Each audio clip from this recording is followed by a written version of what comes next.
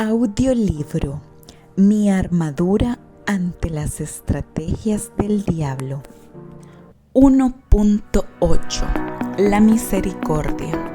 1.8.1 La misericordia es un atributo de Dios en el que nos muestra compasión para todos los afligidos, desconsolados, enfermos, privados de libertad, hambrientos y sedientos. Es su maravillosa bondad, sin merecerla, mientras espera pacientemente por un corazón arrepentido para otorgar perdón. Como buenos soldados debemos tomar el ejemplo de la vida de Jesús, permitir al Espíritu Santo pueda guiarnos y ministrarnos para moldear esta virtud en nosotros y sentir empatía y compasión genuina por nuestro prójimo, por aquellos que sufren problemas físicos y espirituales, por quienes viven con grandes carencias sin discriminación. Esta virtud nos mueve a la acción, reflejando con ello el amor a Cristo. No se trata solo de ser sensibles al dolor de los que sufren, porque Dios quiere más que eso. Es de llevar la palabra de vida y esperanza a los que están en muerte espiritual y desánimo. Se trata de una actitud del corazón. Para poder profundizar más sobre esta virtud, les motivo a conocer la parábola del buen samaritano. Jesús le respondió: cierto hombre bajaba de Jerusalén a Jericó y cayó en mano de salteadores, los cuales después de despojarlo y de darle golpes se fueron, dejándolo medio muerto. Por casualidad, cierto sacerdote bajaba por aquel camino y cuando lo vio pasó por el otro lado del camino. Del mismo modo también un levita, cuando llegó al lugar y lo vio, pasó por el otro lado del camino. Pero cierto samaritano que iba de viaje llegó a donde él estaba y cuando lo vio, tuvo compasión. Acercándose, le vendó sus heridas, derramando aceite y vino sobre ellas, y poniéndolo sobre su propia cabalgadura, lo llevó a un mesón y lo cuidó. Al día siguiente, sacando 2 denarios, se los dio al mesonero y dijo: cuídelo, y todo lo demás que gaste, cuando yo regrese se lo pagaré. ¿Cuál de estos 3 piensas tú que demostró ser prójimo del que cayó en manos de los salteadores? El intérprete de la ley respondió: el que tuvo misericordia de él. Ve y haz tú lo mismo, le dijo Jesús. Lucas capítulo 10, versículos del 30 al 37. Como observamos, el buen samaritano, además de sentir compasión genuina por su prójimo, es motivado a accionar, vendando sus heridas, cargando hasta un lugar de reposo. Además, deja asegurado su buen cuidado, a pesar de que se debe de partir del lugar. A esto se le llama misericordia. Sin embargo, no vamos a omitir analizar la actitud de los 2 primeros personajes, que siendo sinceros, quizás en alguna ocasión coincidimos con ellos, ya que muchas veces nos volvemos insensibles al dolor del prójimo. Esa indiferencia puede ser generada por corazones duros, pero también puede suceder por las múltiples distracciones y enfoque en las múltiples ocupaciones que producen saturación de ideas en nuestro pensamiento, que nos desconecta y aísla del entorno. Estos afanes diarios nos impulsan a marchar deprisa sin darnos tiempo de ver alrededor e identificar la necesidad del prójimo. 1.8.2 Importancia de poner por obra la misericordia. Es importante que un soldado del ejército de Cristo se vuelva sensible y además accione misericordia ante la necesidad de su compañero, especialmente del que milita, ya que las batallas espirituales para ser victoriosas requieren de unidad, solidaridad, sinergia entre sus miembros. Necesita de un ejército que practique la misericordia y no sea individualista ni egoísta, que se una a una sola visión, pues forman un solo cuerpo. Un cuerpo y un espíritu, como fuisteis también llamados en una misma esperanza de vuestra vocación, un Señor, una fe, un bautismo, un Dios y Padre de todos, el cual es sobre todos y por todos y en todos. Efesios capítulo 4 versículos del 4 al 6. En algún momento en el campo de batalla puede encontrarse con su compañero de lucha débil o herido, quien necesitará no solo de su piedad, que lo vea, lo sienta mucho, pero que no actúe, sino de su misericordia, sensible a su dolor y además accione para que lo pueda cargar cuando esté herido, levantar cuando esté caído, alimentar cuando esté hambriento y fortalecer cuando esté debilitado. Ayude sin hacer división, pues como dice su palabra, Dios es uno solo y Padre de todos.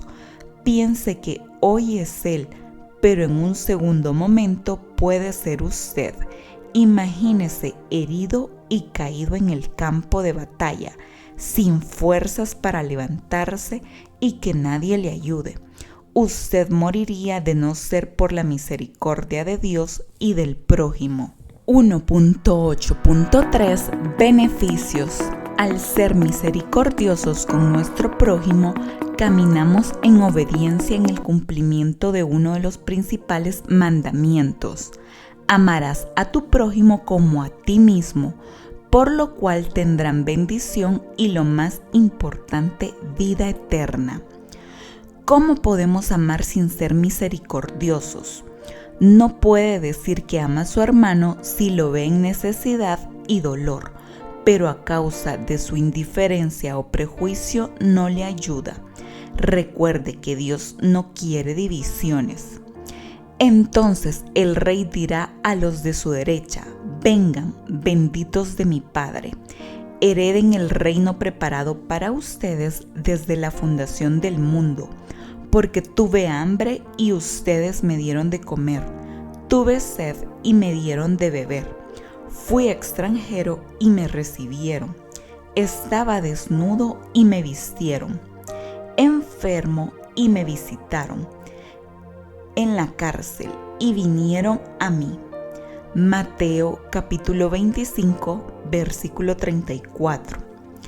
Él entonces le responderá: en verdad les digo que en cuanto ustedes no lo hicieron a uno de los más pequeños de estos, tampoco a mí lo hicieron. Estos irán al castigo eterno, pero los justos a la vida eterna. Mateo capítulo 25, versículo 46. 1.8.4 Consecuencias. El no practicar la misericordia hará descender sobre nosotros juicio divino, un castigo eterno, pero a los justos que escuchan, guardan y ponen por obra su palabra, vida eterna. Esta afirmación la encontramos en el siguiente texto: pero cuando el Hijo del Hombre venga en su gloria y todos los ángeles con él, entonces él se sentará en el trono de su gloria y serán reunidas delante de él todas las naciones, y separará unos de otros, como el pastor separa las ovejas de los cabritos, y pondrá las ovejas a su derecha, y los cabritos a la izquierda.